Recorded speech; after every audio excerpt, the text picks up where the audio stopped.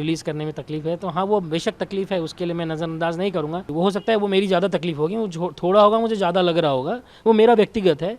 लेकिन हाँ हेल्पलेस तो महसूस किया है। मैं जानता हूँ सवाल है आपका क्यों आया है कि रिलीज़ करने में तकलीफ़ है, तो हाँ वो बेशक तकलीफ़ है, उसके लिए मैं नज़रअंदाज नहीं करूँगा। लेकिन वो एक प्रक्रिया है जो सरकारी प्रक्रिया है, और क्योंकि नागरिक हम इस देश के, तो उस प्रक्रिया के थ्रू हमें जाना ही पड़ेगा, हम सबको जाना होता है। जैसे आप मिलिट्री में लेने जाएंगे एडमिशन, तो आपको दौड़ाएंगे, आपका हाइट चेस्ट मापेंगे। तो फिल्म को यहाँ भी मापा जाता है कि दर्शकों तो जाने के पहले जो सरकार की जवाबदारी, वो अपनी जवाबदारी निभाई, और फिर मेरी जवाबदारी उसके बाद रिलीज़ करने की थी, वो हुई है। आमतौर पे आप देखेंगे लोकल एरिया में, जब हम जहाँ मैं पला बड़ा हूँ, वहाँ मैंने औरतों को सिर्फ बार्बर के शॉप में तभी देखा है जब वो अपने बच्चे का बाल कटाने आते हैं, और वो वहाँ खड़ी होती है पकड़ के उसको कि वो कहीं उस तरह ना चला दे, बाल ज़्यादा वो रगड़ ना दे, और वो रोता रहता है बच्चा।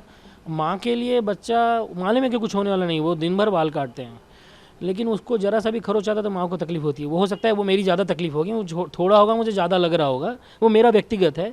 लेकिन हाँ हेल्पलेस तो महसूस किया है, क्योंकि आप बात कर रहे हैं, आप उनसे कह रहे हैं कि सर कोई बीच का एक रास्ता चुन सकते हैं जिससे फिल्म का एसेंस ना जाए, तो लेकिन वो बीच में एमिकेबल सॉल्यूशन पे आ गया खींचतान के, लेकिन उसको एक समय लगा।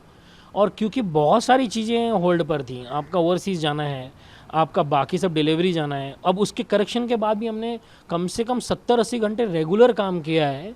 वीएफएक्स वालों ने करेक्शंस का, फिर डबिंग वालों ने, और फिर सबका अपना अपना एक कमिटमेंट होता है। वो और दूसरी फिल्मों पे भी हैं जो इसके 6-7 दिन बाद फिर रिलीज़ होने वाली है, ये इस महीने में ही रिलीज़ है, क्योंकि हर व्यक्ति जो इस फिल्म पर है वो दूसरा कोई ना कोई असाइनमेंट पर है।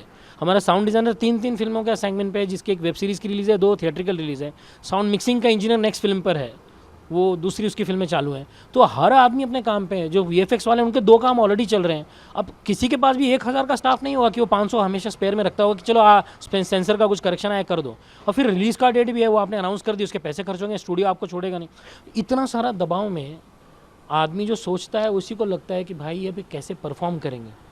मैं 8, 9, 10th में रहा हूँगा, तो हमारे इस एरिया में जो हम हर एरिया में ऐसा होता है, हमारा जिधर मैं पला बड़ा हूँ, तो वहाँ एक लड़का था, मतलब अब वो तो सर है, मैं लड़का इसलिए कहूँगा कि हमारे लिए तो लड़का ही था मुझसे 10-11 साल बड़ा, श्यामपत यादव करके, वो भी टीचर हैं बीएमसी में। उसने रिकॉर्ड ब्रेक किया था उस टाइम 10th का हमारे उल्लासनगर में, वो उसका परसेंटेज सबसे हाईएस्ट था। तो हर पेरेंट चाहते थे कि तुम ना उनके पास जाके बैठो और उनसे ना सीखो।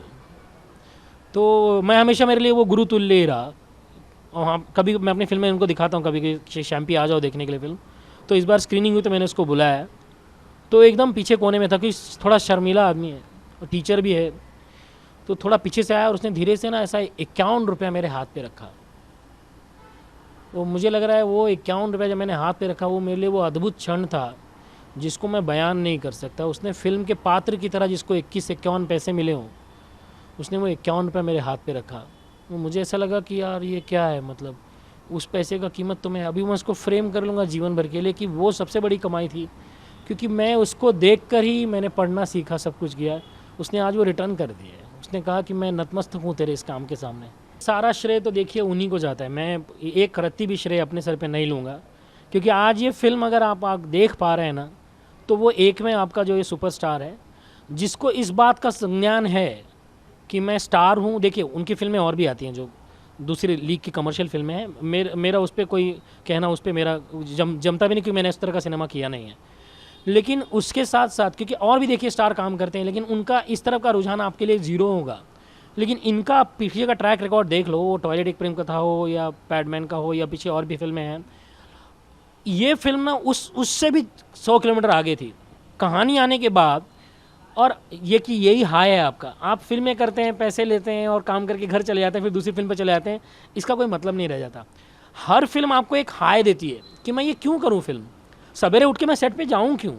जो आदमी काम भी करता है उसके लिए एक हाय रहता है कि अभी मेरे को ये कंप्लीट करना है असाइनमेंट, अभी नया कोई असाइनमेंट आया है। ये फिल्म मैंने देखा कि मेरे अगर अंदर 80% कुछ उत्सुकता होगी ना, तो उसमें 8000% उत्सुकता उनमें थी।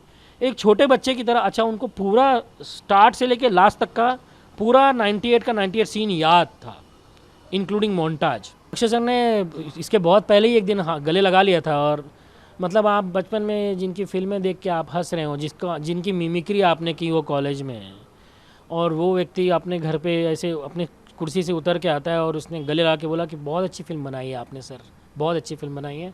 वो मुझे लगता है वो आप करोड़ों और अरबों और खरबों रुपए से भी नहीं पा सकेंगे, वो अनमोल है।